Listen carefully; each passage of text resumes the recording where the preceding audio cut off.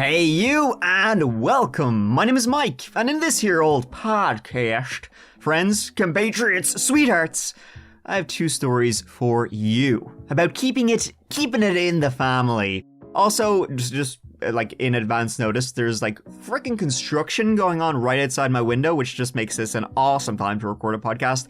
So I do apologize if you hear any of that. Now, in this old podcast, well, it is fun for all the family. By fun, I mean murder, so yeah.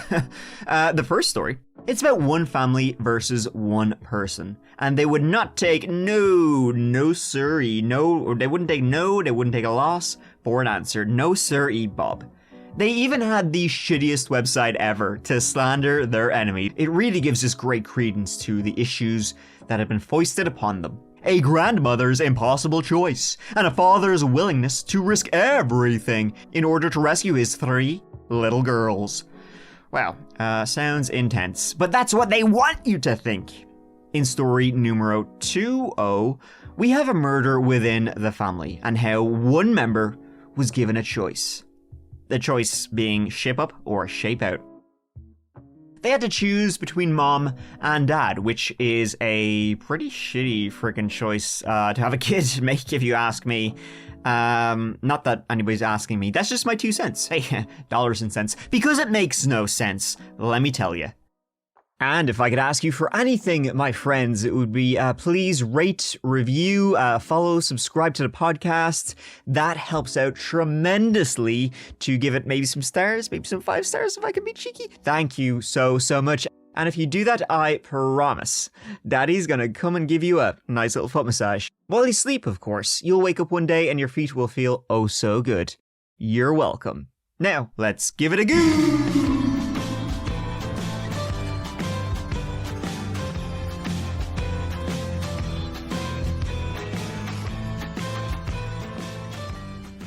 It's that little old state we're heading off to, wee Delaware. Delaware?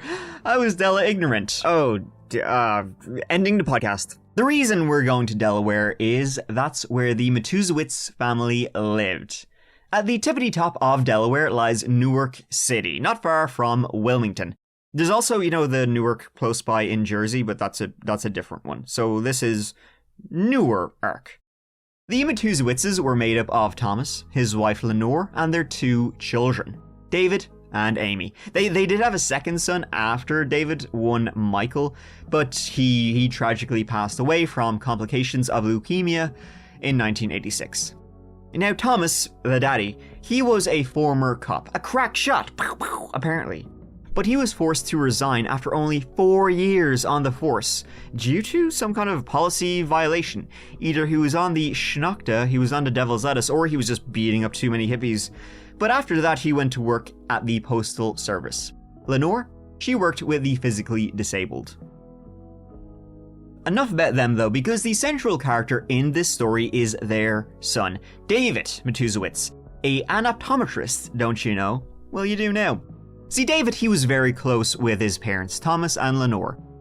And when David was 31 years of age, in 1998, he finally gathered the courage to introduce his folks to his new girl, Christine Belford. Now, I can guarantee that David would have been a hell of a lot more worried about what his parents were going to think than what Christine was going to think. Both David and Christine had been married before, and they met at David's optometry practice in Newark, Delaware. Christine, she was the office manager. She was 7 years younger than David. She was 24 years of age when they started a relationship in 1998, and she had a daughter from her first marriage. In 2001, David and Christine, they married, and together they would buy a house in Middletown, New Jersey. Nice, lovely big ol' house. Hey, an optometrist's salary, muy bueno. They had a pool and all those sorts of shenanigans. And over the next few years, the family of 3, David, Christine, and Christine's daughter, who, by the way, so Christine, as I said, she had a daughter from a previous marriage, but David adored her. She practically became his own daughter. Well, those 3 would become 6 as Christine. She would have 3 more girls. So you got David, you got Christine, 4 daughters, 3 are David's biological. However, now Christine, she had difficulties. She had she had a wicked bout of postpartum depression. She would be treated for that though.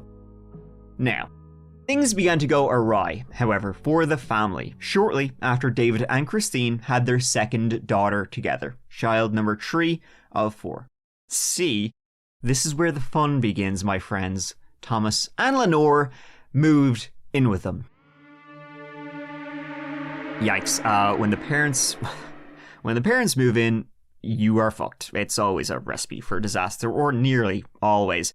And as I said, David, he was very close with his parents. He was like, come on, y'all, room enough for everybody. While Christine is giving him the shit eyes, the stink eyes.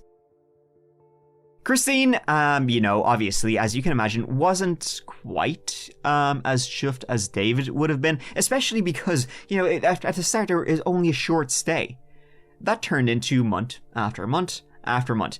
Christine, she had just given birth. She had her own mental health issues. And then she had her husband's parents telling her, oh, this is how you do stuff, and this is what you're doing wrong. Just what a new mother needs to hear, yeah. See, Thomas and Lenore, the grandparents, the reason they had moved in with David and Christine was that they had sold their home and they were looking for a new one. And so they would stay, with them. They had a nice big house for the time being. It ended up being a long time being, and they weren't in any huge mega rush to go out and buy their own house. They were happy out there, sure. Why would they be going to live in their own place for? But after about 10 long-ass months, Christine, new mother, stay-at-home mother, suffering from postpartum depression, she kicked them out, essentially saying, get the fuck out. So then Thomas and Lenore, they bought their own place not too far away, so they were still always around. And it seemed like David always wanted them around. For example, he wouldn't let anyone other than his parents babysit the children. None of the Belfords, her own family, nope, Christine's parents, nope, you're not good enough, you can't watch the kids. Just mummy and daddy. This fucking guy, he's still sucking his mama titty. By the way, I just got a note here. A few people, including Christine's daughter, from her previous marriage, they would say, wow, Lenore and Tommy, they're kind of like, having lived with them for quite some time, they're kind of like, assholes would be the word. They were a nightmare to live with. They were just headbangers. They would shout. They would lie. They took over the entire house. They were aggressive, arrogant, and bossy. Thomas, he was a gun enthusiast, but he didn't keep it to himself as his own little hobby. He used it to keep you in your place. Got a problem with how Lenore and I do things? Talk to my semi-automatic. I guess now it's no surprise why he was kicked out of the police. The policy violation is you're a dickhead. By the time baby girl number 3 arrived, the marriage was, well, it wasn't. Straight up, it wasn't. It was dead. DOA. They would divorce in 2006.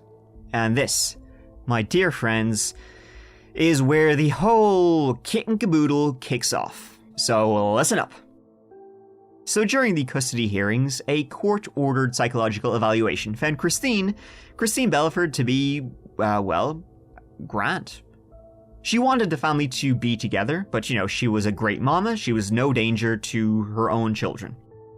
David Matusiewicz, on the other hand, though, was suffering from anxiety, stress, and depression, and was, quote, at risk of losing touch with reality.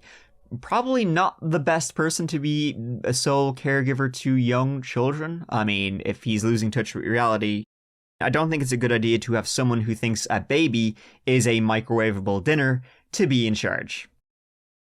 So when that's what the psychological evaluations, their thesis was, that led to the decision, which made complete sense, that they be granted joint custody. David and Christine joint custody of their 3 children, with David and the Matusiewiczes during the week, and with Christine at weekends and weekday visits. Now, the Matusiewiczes, when this, was the order, they were friggin' pissed off. They're real pissed off. They were shouting and roaring. They were saying, Christine, ooh, you're gonna regret it. She's a bad egg. Joint custody, joint schmustody. They wanted their grandkids all for themselves and for Christine to take a hike. And this is when the Matusiewicz family, all four of them, Thomas, Lenore, David, and David's sister Amy, they decided on one goal, one mission, one objective. They were focused, they were dedicated, and they were relentless. And their goal was to destroy Christine Belford forever. Christine, around this time, she would constantly feel like someone was burning a hole into the back of her head. She would see shady cars across the street. She felt like someone was on her ass the entire time.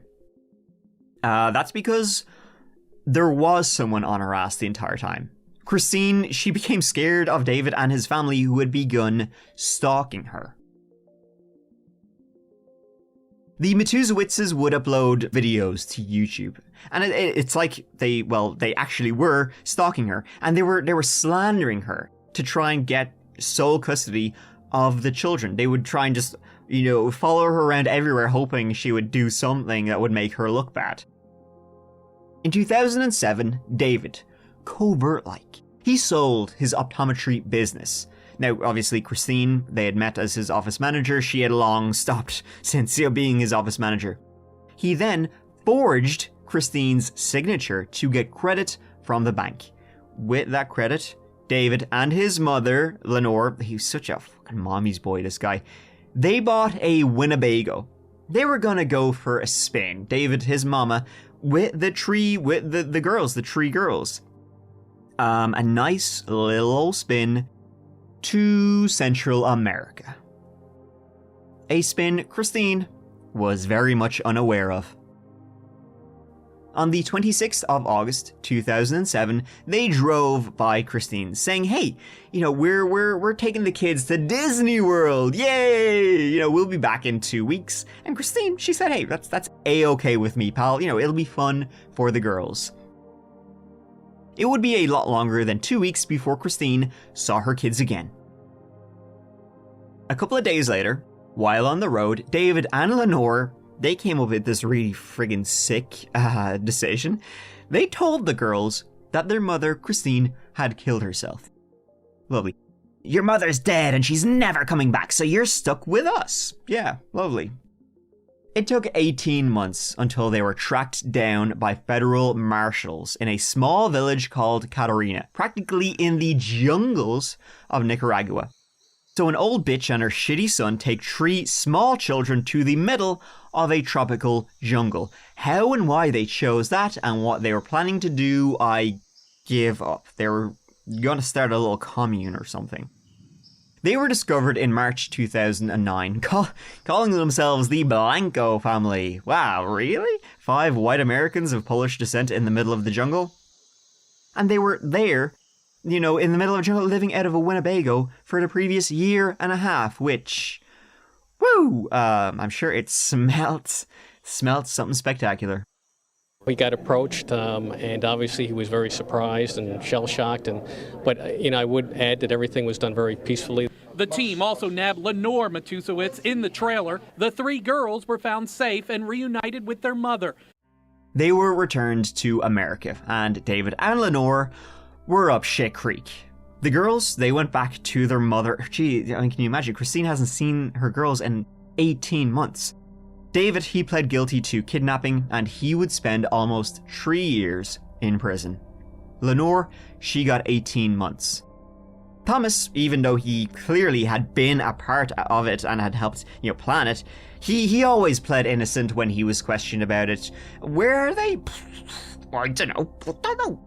And he escaped charge. But I can imagine the only reason Thomas didn't go with Lenore and his son David was probably because he was an old fart, and the Nicaraguan heat is no good for the old ticker.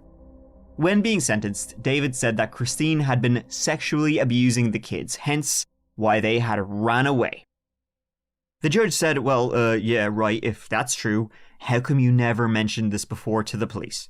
Let the record show, I call bullshit. And so, from prison, Well, David, he decided to do what, anybody would do. And that was to make it so much worse for Christine and the kids and to up the game. When Lenore got out, David still inside, her and her husband Thomas, they upped the abuse claims. They were writing, they were sending out little letters, making videos to everybody they could, to family services, to reporters, to all that, trying to stir shit, and literally just, Christine did this and this and this, and everybody just fucking ignored them because they're insane people. Every claim they made, every letter was shot down, rightfully so, because they just made up everything. They were pure shite talkers. So guys, listen, here, tell me this, riddle me this. What would you do? What would you do? What would you do if this happened to you? That is the question Grandmother's Impossible Choice asks. It's a page on a website weirdly about Joan Benet Ramsey. A grandmother's impossible choice and a father's willingness to risk everything in order to rescue his 3 little girls. Wow, what a hero. A lot of this was written by Lenore in prison. The website, it's there on, as I said, the majority of the website is about Joan Benet Ramsey.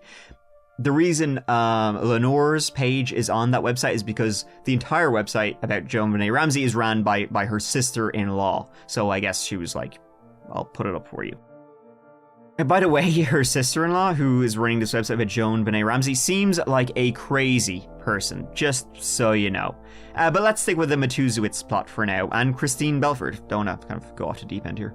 So in this, frankly, bizarre as shit page, Lenore lists all the reasons why Christine sucks and why she's abusing the kids. Let me just read out a few that are listed. Like, there's about 50 on this page. I'll list out some of the main ones. Okay, and I quote, Christine Belford searched for and found a convicted paedophile and kept his rap sheet under her mattress. Then she threatened to sell David's 3 blonde, white American girls for $50,000 each! Exclamation marks. Christine ignored Laura, one of the daughters, about 1 year old, and the child played in a storage garage filled with dangerous equipment and chemicals. More exclamation marks. Christine trained Lee, another daughter, to eat independently by throwing food on a filthy rug and then having Lee fight the dog for her food. I mean, this is just such insane. This is like literally the craziest shit ever, but this is what she was saying that Christine was doing. Laura knew all about the G-spot and how to play the game Lick the Lollipop at age 5. She has a secret with her mommy about what she has to do to mommy to make mommy feel good. Laura said that if she ever tells, mommy will go to jail. Children and people with mental retardation put on extra layers of clothes to try to thwart their rapists' molesters. Laura started wearing extra layers of clothes when visiting mommy. This is clearly all from a very sick mind. This could be you and your grandchildren! More exclamation marks! What would you do? How far would you go to protect your grandchildren from this manipulative, deceitful, unstable woman? Okay, there's literally just one unstable woman here, and she's the one who wrote this shit. Like, this reads like a crazy person's diary. No, it's kind of funny. And then it's kind of sad when you realize this is literally what she believes. Let me read you some more. This frail 65-year-old grandmother has now been released from jail. Her name is Lenore Lee Matusiewicz. Her son, David Matusiewicz, is presently being held in a correctional institute in Texas. This is a father who is simply trying to protect his 3 children from their mother because he believes she is more than capable of releasing them to a pedophile or taking their lives. It is fucking cuckoo, but this is the kind of shit that Christine had to put up with, like this being written about her online, and then, as you can imagine, Lenore was sending this to every single person she possibly could. So Christine, she would file suit against the Matusiewiczes. She was seeking monetary damages, and it was against David, Lenore, and Thomas. After Christine did that, file a civil suit, Thomas and Lenore would send letters to her lawyer, filled with the kind of information on the Grandmother's Impossible Choice website, saying, here, listen, You should really know about who you're representing. You can thank us later. This is who Christine really is. Thomas and Lenore's own attorney during this time, fighting the civil suit, he would quit representing them, defending them, because, let me just double check, if I'm reading between the lines here. They're batshit crazy. By the time Thomas and Lenore had moved away to Texas, they had filed for bankruptcy. I guess that was another reason their attorney quit. They never fucking paid him. But they were not quitting at all. And this is another quote from their website. If there are any learned, honorable attorneys who would be willing to represent this father and his 3 children pro bono, please contact the grandparents, Tom and Lee Matusiewicz. You'd have to be pro bono and pro insane. It's surprising, by the way, that Thomas and Lenore moved so far away to Texas. Maybe it was the heat. Maybe she had family there. David, he was in prison there. Anyway.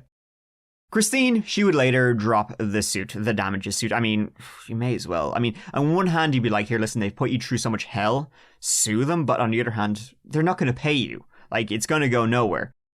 So her attorney, the attorney for Christine, he came out and he said, here, listen, she just wants to put all this behind her. Just please leave her alone and let her move on with her children. Do you think that happened? David was released from prison in 2012, and he moved in with his parents in Edcouch, southern Texas near the border. And so then began the child support hearings, with them traveling back to Delaware.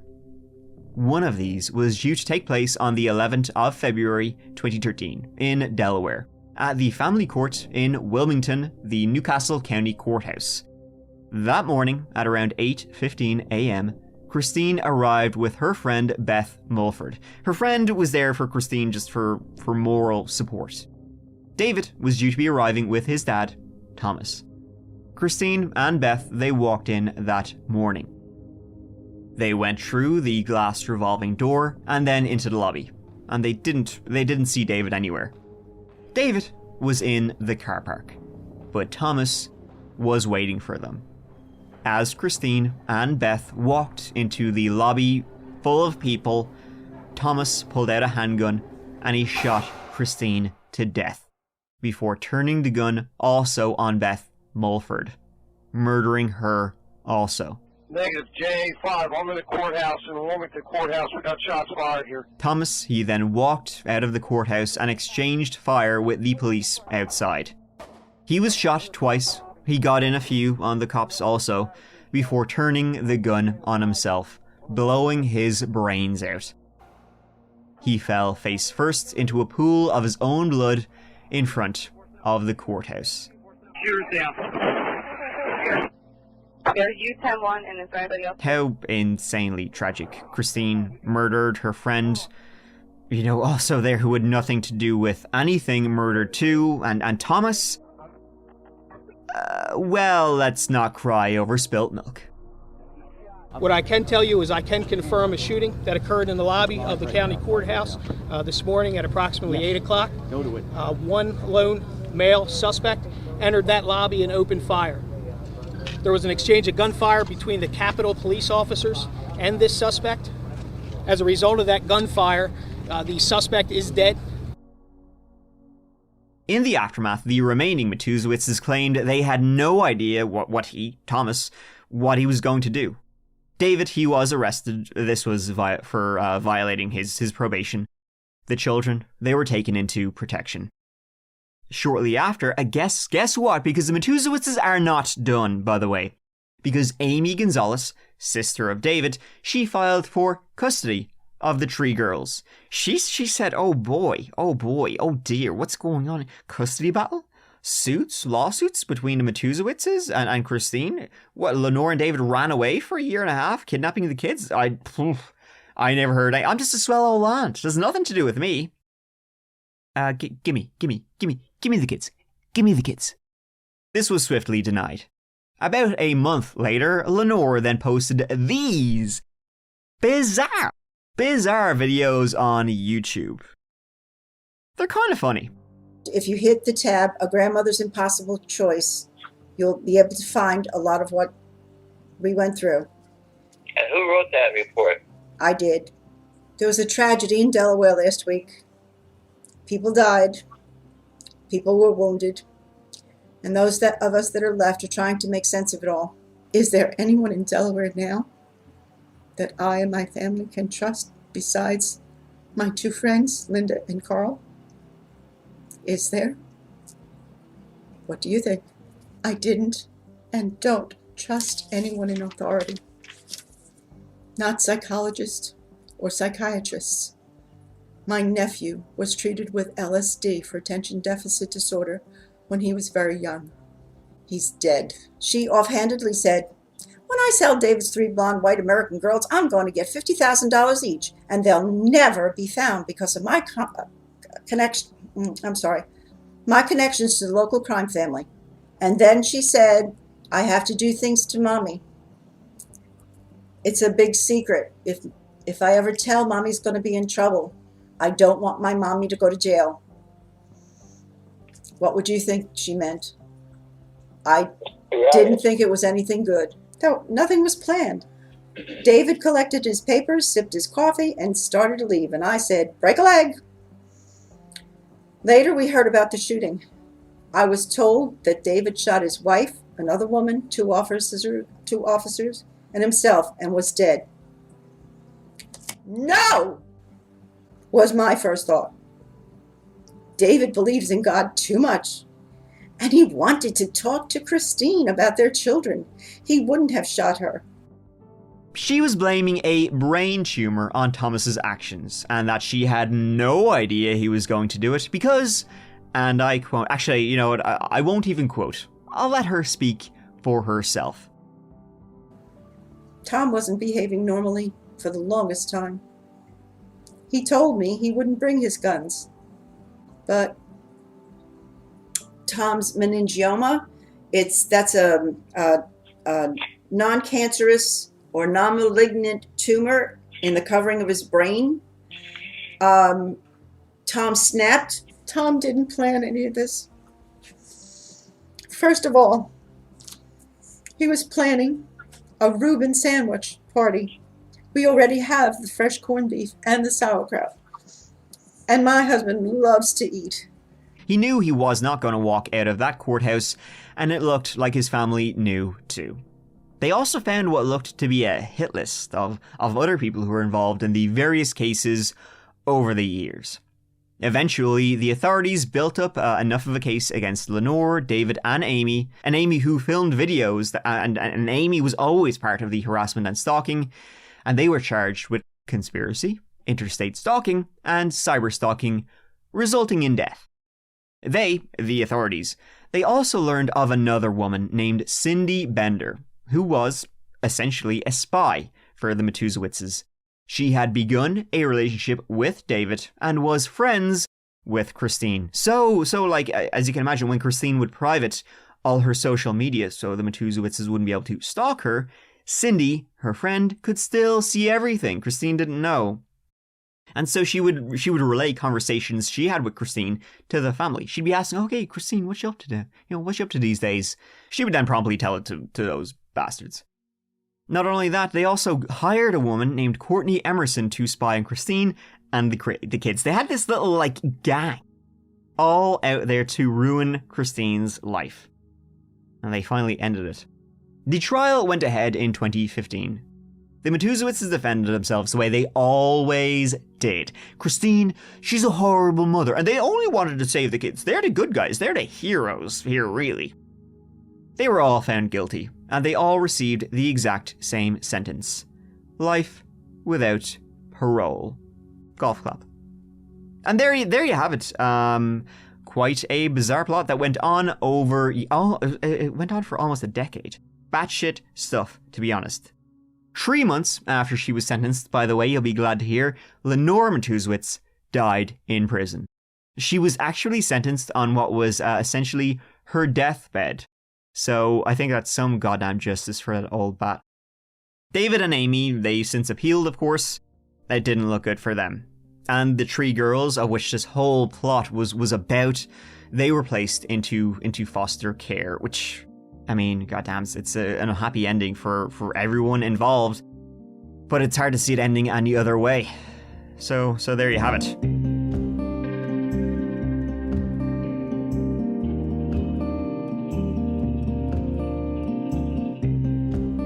Now, here I have for you another story of a batshit family. Only this one has no outsiders.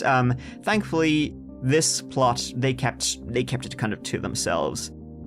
Maybe unfortunately for some of the members, anyway. And it was about the choice one family member was given. Pretty shitty choice, to be honest. In 2017, upstate New York, there was, and I guess still is, the Neurauter family. You got your Lloyd, you got your Michelle, and you got your kids. 3 of them, count them, 3. Of course, that was in 2017. Not so much today, especially when there was a plot from within the family. So our 2 central and parental figures in this whole case are Lloyd and Michelle Neurauter. They had been married for a quarter of a century by the time this story really kicks off, which is in 2017. But before we get there, let's get to what led to. Lloyd and Michelle met in high school in upstate New York. Now they were all over each other from the get-go, marrying like pretty much right out of high school in 1991, and they headed off together to college.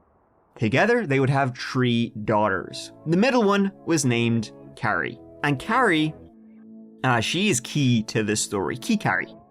Carrie was very close with her dad. He would drive her to ballet classes every Saturday. He would do her hair in front of all the other mothers, just Lloyd and the gals. Lloyd, he was a little bit eccentric. We'll get into just how much in a little bit. But he was charismatic, and he always wanted to be the center of attention. I mean, no shit, I'm sure he did all these things, he just was loving all the attention from all the other mothers. Now Michelle, the missus, she had a master's degree in literature, but she chose to be a full-time mother to her children, and she would homeschool all 3 of her daughters. However, as the kids grew, she would end up getting a job as an English professor, and then later at Corning Incorporated, a material technology company. Do you ever wonder about the latest innovations in glass? Me neither, but that's what they do. She was also heavily involved in charity work, helping out the homeless, making them full with food and soup, and all that sort of stuff. Lloyd, he worked as a design engineer. So, they were a happy little family living in Corning, New York. Way upstate New York, south of the Finger Lakes, near the Pennsylvania border. However, when 2008 hit,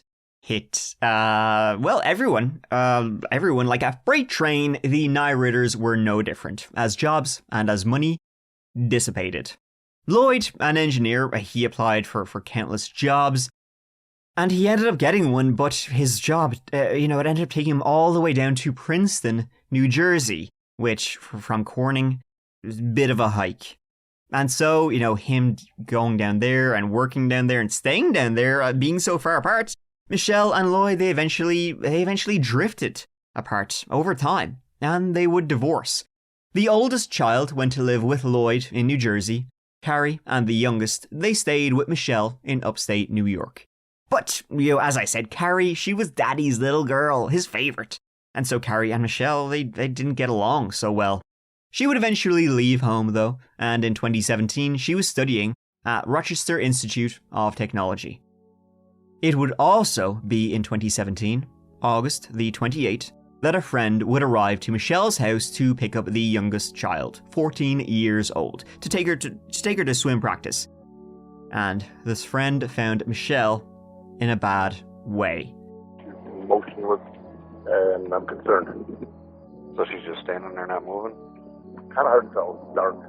Michelle was found hanging from a banister inside the house. It appeared that she'd done it to herself. Police, searching the house, they found no letter, no note as to why she would have done this. She didn't seem depressed, though then again, you don't have to be. And there was no sign of the youngest who still lived with her.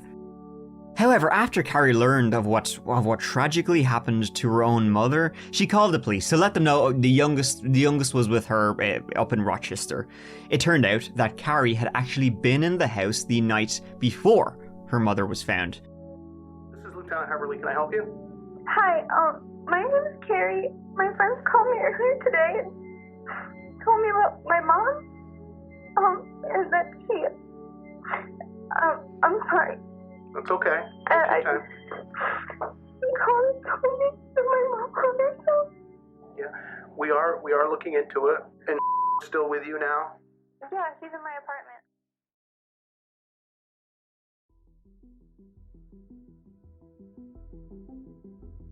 And so she was able to tell, you know, what Michelle's last moments were like before she killed herself. And they weren't what you would want them, exactly what you would want them to be. Carrie and Michelle, they'd fought. They often fought, and they just had another one. Carrie eventually, she stormed out of the place, taking the youngest child, you know, her little sister with her. After that, I guess, alone in the house, Michelle, extremely upset, did the unthinkable. And it became apparent that the fights storming out, this kind of stuff was nothing new to the Neurauter abode. See, the divorce between Lloyd and Michelle was acrimonious, I would say. 911 calls from the house, they were common enough. Over the space of 2 years, you're talking about a dozen. Like, that's a lot of I don't think I've ever called 911 once in my 32 years of life. That's a lot of calls. Lloyd, he could be violent. He was a real bastard, man. He lashing out with his fists at times, and he was very controlling. But not only physically, the abuse could be psychological. Especially to the 3 girls, you know, when they came along. Lloyd would turn into what Michelle's mother would say about Lloyd, that he became a cult leader in the house. And honestly, he kind of looks like one. He's got a long face with long, black, swept back hair down to his shoulders. He doesn't have a very kind face. I don't know, kind of looks like an asshole. This made the impression that Michelle would take her own life, though, seem more explainable, you know, that he was physically, psychologically, emotionally abusing her, and she didn't see any way out. Lloyd, after hearing the news, he also rushed to be with his daughters. Now, he was actually in California when her body was discovered for a job interview, and he said he wasn't surprised that this happened, you know, it seemed like it would eventually happen. But he was the one causing it, so you think if you're not surprised this was happened, you might blame yourself, you're kind of a fucking dick, but okay. The medical examiner's report stated that the manner of her death, it was consistent with suicide. I mean, that's the end of that chapter. You know, a tragic story, but Sinead, if you don't count the rest of the story.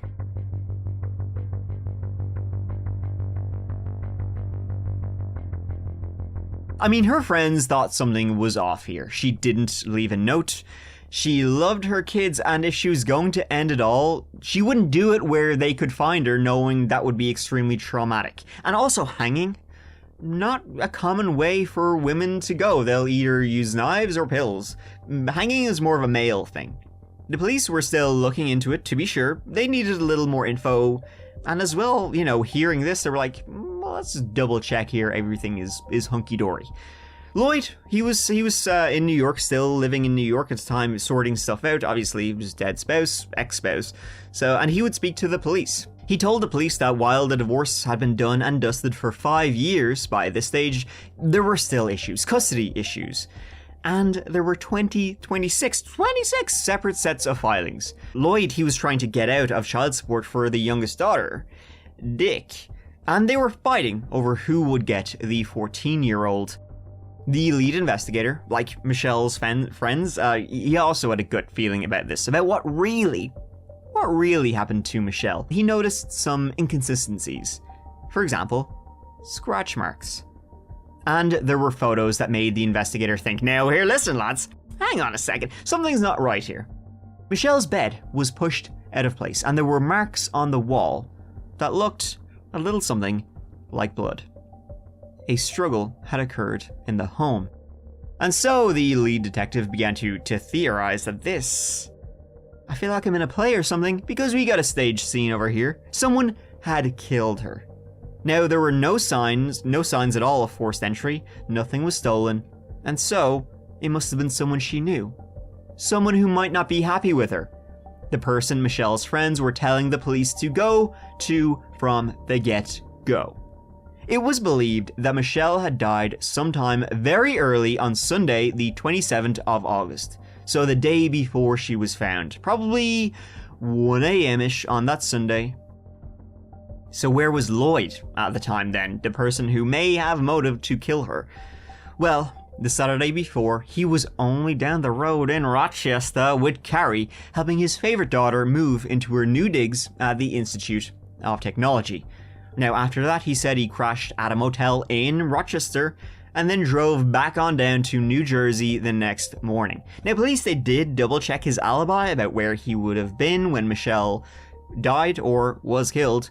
They checked his alibi, and his phone, it did never leave the motel in Rochester, which is 90 minutes from Corning, so, okay, well, his phone didn't leave, so maybe. Now, remember, Carrie had told the police she was, most likely, the last person to see her mother alive. After she arrived that night, they had a fight, nudge, nudge, wink, wink, and then she stormed out of the gaff. It's believed Michelle passed or was killed very shortly after. So what, she had a fight, and she just storms out in a big huff, and then what, Michelle is found in the house in a very shifty way? That seems unbelievable. And her phone also, the GPS location said that she had been in the house longer than she said she had been. So she's lying. The youngest sister also told the police that now, while she hadn't seen anything, she had been sleeping downstairs in the house, and she did hear screams. She even said it sounded like someone was attacking her mother, but before she knew what was going on, Carrie rushed in and dragged her out of the house to Rochester. So was Carrie telling fibs? Had Carrie gone there, killed her mother, and then taken her sister out of the house? You know, after they've fought for years and years, and that she finally lost the plot, went bananas? Hung her mom? Well, maybe yes. But also maybe probably not, because Carrie was pretty small. Her mother was a lot bigger, so it's unlikely she would have overpowered the 46-year-old and then getting her in a hanging position. It would take a bit of strength to do that. So, who could have helped her? Well, probably the guy who was already helping her move in, right? Her dad. He certainly could have overpowered her. But his cell phone records showed he didn't leave the hotel. His cell phone said he was 90 minutes away the entire time. Which is correct. His cell phone was 90 minutes away the entire time. But CCTV from the motel showed that Lloyd wasn't with his cell phone. In fact, it showed that at about 10 p.m., both Lloyd and Carrie left his motel in Rochester together in his car. CCTV would not show him again until the following morning when he returned to the motel. So the police's next step was to wiretap the dad and the daughter, who seemed to be in some sort of cahoots. Had Carrie and Lloyd gone to the house in Corning, New York, the youngest daughter, she never saw Lloyd. Maybe Lloyd snuck in another way and killed Michelle while Carrie distracted the youngest daughter by taking her away. It's hard to say. But wiretapping them, it worked. Hey, so I just got off the phone with officer whatever from the Corning Police Department. He called. He's like, I just like to meet with people face to face as well. I'd like you to not do that if you can avoid it. Tell him I'm sorry. I got a counseling appointment back in New Jersey tonight. I got to get to my counseling appointment. Tell him this has been really hard on you. Yeah. Could you cry? I'm like, You cry and say, I'm sorry, I have to go. God, it would be nice if it was just over. That would be the dream. Well, that's really all I got to suggest right now. After listening in on both of them for months, the police decided to act and interviewed both Carrie and Lloyd separately.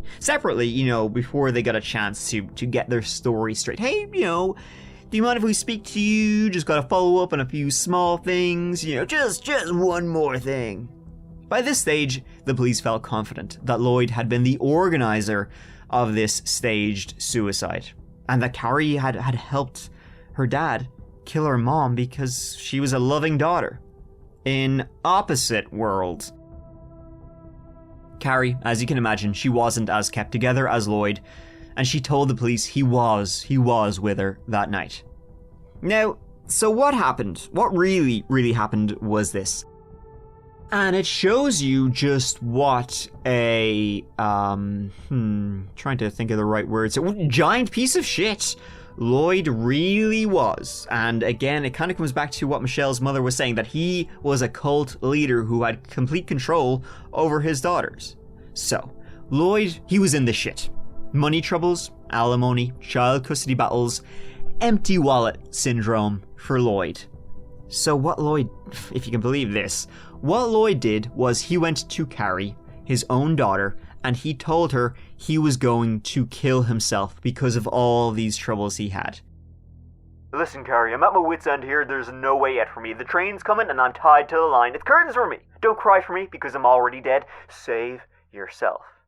Or, and Carrie, listen up, I'm just putting this out there. Spitball it. You know yourself. This is just off the dome. I could kill myself, or we could kill your mother, and most of my troubles would disappear. How's that for a slice of fried gold? He gave Carrie the choice. I kill myself, or we kill your mother. Carrie chose Lloyd. Lloyd had complete control over his children. He would snap his fingers and they would line up. If they disobeyed, he would get them down on their knees with their hands behind their head, like execution style position. He was able to convince his daughters what a horrible mother Michelle was. He was a master manipulator, especially to Carrie, his favorite daughter, who he used to take to ballet and do her hair. Carrie was there that night just to distract the youngest child and get her out of the house, so he could do what he had gone there to do. I want to ask you, did Carrie have something to do with your dad? No. I just don't think Carrie has it in her to kill another person. Can you think of something, whether it was things get out of hand, she gets in a fight, it's a self-defense thing? I mean, can you see that happening with Carrie? It's hard to imagine, but can I picture it? I can. Well, we appreciate you sitting down with us and interrupting your day and everything, so. Well, my goal is to help. After Lloyd's interview that day with the police, they tailed him after he left work. He drove to a nearby 5-story parking lot, went to the tippity top, and sat down on the ledge. It seems he knew the police were closing in, and they were not gonna take him alive. I mean, though they only knew this because they were tailing him. If they hadn't been tailing him, they wouldn't have seen him gone up there. But then they began to talk with him, trying to calm him down, talk him literally off a ledge. Now this went on for 90 minutes, him threatening to throw himself off, the police trying to talk him down until, boom, a cop football tackled the shit out of him and placed him under arrest. It was straight out of wrestling. Again, I always say this, you can find the video on YouTube, it's pretty funny. Lloyd and Carrie were then both arrested for murder. They both pled not guilty. However, removed, now that she was removed in separate custody away from her father's influence, Carrie changed and she took a plea deal and she would testify against her father. At what point did your dad first approach you with this plan? It was him and I, we were home. He was saying that he was gonna kill himself, but he brought up that there was this other option kind of thing, where he wanted to kill my mom. We dragged her around the corner and he tied the rope to the one prong of the banister and lifted her up and put her over the side. Sorry. That's okay. She was then able to plead guilty to the lesser charge of manslaughter. And after his DNA was found, well, just about everywhere in the house, Lloyd, kind of looking, well, this does not look good for me. He had a change of heart, and he would plead guilty to first-degree murder, fully confessing. On December 4th, 2018, Lloyd Neurauter was sentenced to life without the possibility of parole for killing Michelle. Days later, Carrie was sentenced to 1 to 3 years. She was released from prison on parole on January 16th, 2020. And there you have it, a very twisting story of a man so obsessed with his own ego and having complete control of his children. By the way, let me just to go back there. He had such a big ego. Lloyd was so up his own arse that the police learned the password to his computer was "All my girls love me." And he was right, because he was able to convince his daughter to help kill the mother. Batshit stuff. Batshit stuff. And I would honestly say Carrie was a victim of this too, at the end of the day. But Shanae, thank you so much for listening to this old podcast. The next episode will be out in a couple of days. 2 new That Chapter podcasts out every week, so you'll hear from me if you want to real soon. Also, if you guys wouldn't mind following, subscribing, leaving some ratings, some reviews, please do nice ones. It would be incredibly helpful to me and the podcast as we grow. But if you're looking for some videos, you can find them on That Chapter on YouTube, where it's me talking to ya with all the videos and the pictures and all that sort of stuff. So, until the next one, please look after each other, look after yourselves, 'cause I love ya. Mike out.